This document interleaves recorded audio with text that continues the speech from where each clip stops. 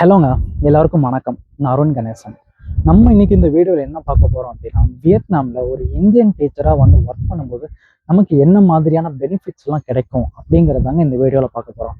So இது எல்லாமே வந்து என்னோட லாஸ்ட் 2 இயர்ஸ் எக்ஸ்பீரியன்ஸ். நான் இங்கிலீஷ் டீச்சராக இந்த கண்ட்ரியில் ஒர்க் பண்ணிட்டு இருக்கேன். என் ஒய்ஃப் கெமிஸ்ட்ரி டீச்சராக ஒர்க் பண்ணிட்டு இருக்காங்க. ஸோ எங்களோட எக்ஸ்பீரியன்ஸ் தாங்க உங்ககிட்ட நான் ஷேர் பண்ணணும்னு ஆசைப்பட்றேன். ஸோ நீங்கள் யாராச்சும் அப்ராட்க்கு டீச்சிங் ஜாப் ட்ரை பண்ணிட்டு இருப்பீங்க, இல்லை உங்கள் ஃப்ரெண்ட்ஸ் யாராச்சும் ட்ரை பண்ணிட்டு இருப்பாங்க. கண்டிப்பாக அவங்களுக்கு இந்த வீடியோ ஷேர் பண்ணுங்கள். அண்ட் வீடியோ ஃபுல்லாக பாருங்கள், ரொம்பவே யூஸ்ஃபுல்லாக இருக்கும். சரிங்க, ஃபர்ஸ்ட் பெனிஃபிட் வந்து என்னென்னு பார்த்தீங்கன்னா, சப்ஜெக்ட் டீச்சர்ஸ்க்கு வேகன்சி இருக்குதுங்க. அதாவது வியட்நாம் பொறுத்த வரைக்கும் கோவிட்க்கு முன்னாடி இங்கிலீஷ் டீச்சர்ஸ்க்கு மட்டும்தாங்க ஆப்பர்ச்சுனிட்டிஸ் நிறையாவே இருந்துச்சு. ஆனால் ஆஃப்டர் கோவிட் வந்து அது அப்படியே சேஞ்ச் ஆகிடுச்சுங்க. ஃபார் எக்ஸாம்பிள், நான் முன்னாடியே சொன்ன மாதிரி என் ஒய்ஃப் கெமிஸ்ட்ரி டீச்சர், அதே மாதிரி நிறைய இந்தியன் டீச்சர்ஸ் வந்து physics, mathematics, general science, computer science, economics, அந்த மாதிரி எல்லா சப்ஜெக்ட்லேயும் வந்து இந்தியன் டீச்சர்ஸ் நிறைய பேர் இந்த கண்ட்ரியில் ஒர்க் பண்ணிட்டு இருக்காங்க. ஓகேங்களா? சப்ஜெக்ட் டீச்சர்ஸ்க்கும் இங்கே ஆப்பர்ச்சுனிட்டிஸ் நிறையாவே இருக்குது. செகண்ட் பெனிஃபிட் வந்து என்னென்னு பார்த்தீங்கன்னா, டிமாண்ட் ஃபார் டீச்சர்ஸ். அதாவது வியட்நாமில் கோவிட்க்கு முன்னாடி, கோவிட் ஆஃப்டர், அதாவது ஆஃப்டர் கோவிட் வந்து இந்த கண்ட்ரியில் இருக்கிற ஸ்டூடெண்ட்ஸ் நிறைய பேர் வந்து ஹையர் ஸ்டடீஸ் அப்ராடில் போய் பண்ணணும்னு ஆசைப்பட்டாங்க. ஸோ அவங்களுக்கெல்லாம் வந்து ஏற்ற சிலபஸ் வந்து ஐஜிசிஎஸ்சி சிலபஸ். அதனால இந்த ஊரில் நம்ம கண்ட்ரியில் வந்து எப்படி இருக்கும், அதாவது ஸ்டேட் போர்டு அண்ட் சிபிஎஸ்சி, ஒரே ஸ்கூலில் ஸ்டேட் போர்டும் இருக்கும், சிபிஎஸ்சியும் இருக்கும். அதே மாதிரி இந்த கண்ட்ரிலையும் சேம் ஸ்கூலில் லோக்கல் சிலபஸும் கொண்டு வந்தாங்க, ஐஜிசிஎஸ்சி சிலபஸும் கொண்டு வந்தாங்க. ஆனால் லோக்கல் டீச்சர்ஸ்னால அந்த ஐஜிசிஎஸ்சி சிலபஸை டீச் பண்ண முடியாது. எதனாலன்னா, லோக்கல் டீச்சர்ஸ் வந்து வியட்நாமிஸ் லாங்குவேஜில் மட்டும்தாங்க ஸ்ட்ராங்காக இருப்பாங்க, அவங்களுக்குலாம் இங்கிலீஷ் தெரியாது. அதனால தாங்க வந்து ஃபாரின்லேருந்து டீச்சர்ஸ் எல்லாம் வந்து இந்த ஸ்கூலில் இருக்கிறவங்க ரெக்ரூட் பண்ணாங்க. நெக்ஸ்ட் பெனிஃபிட் வந்து என்னன்னு பார்த்தீங்கன்னா, நம்பர் 3 வந்து ஒர்க் பர்மிட் அண்ட் விசா.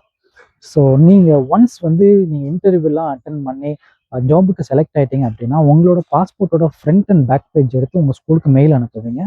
உங்கள் ஸ்கூல்ல இருந்தே வந்து உங்களுக்கு விசா சென்ட் பண்ணிடுவாங்க.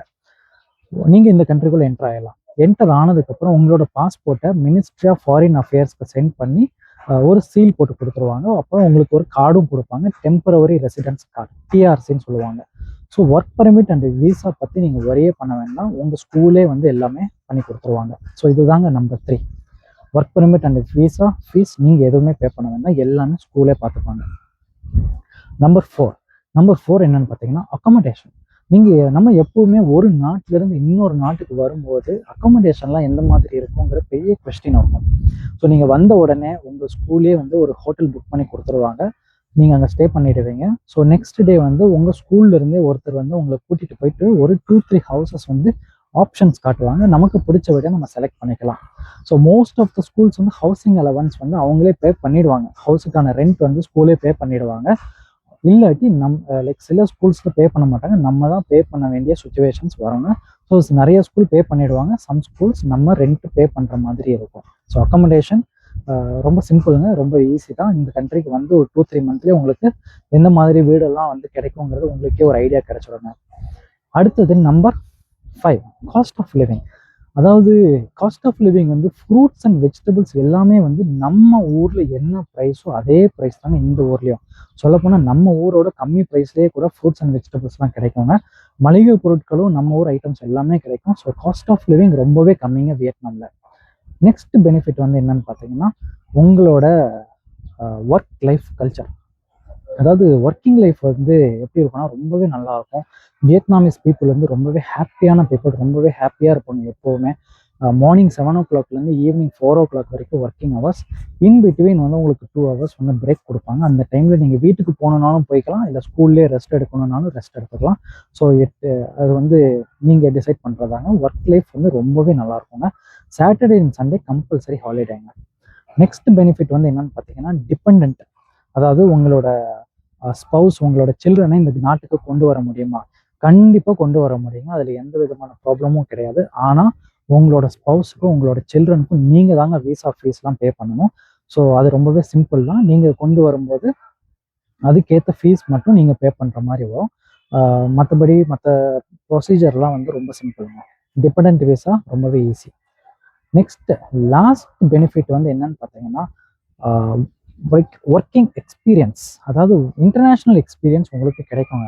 ஃபார் எக்ஸாம்பிள், நீங்கள் இந்த கண்ட்ரியில் வந்து ஒர்க் பண்ணுறீங்கன்னா, அதுவும் ஐஜிசிஎஸ்சி சிலபஸில் ஒர்க் பண்ணுறீங்கன்னா, உங்களுக்கு ஒரு இன்டர்நேஷ்னல் டீச்சிங் எக்ஸ்பீரியன்ஸ் கிடைச்சிடும்.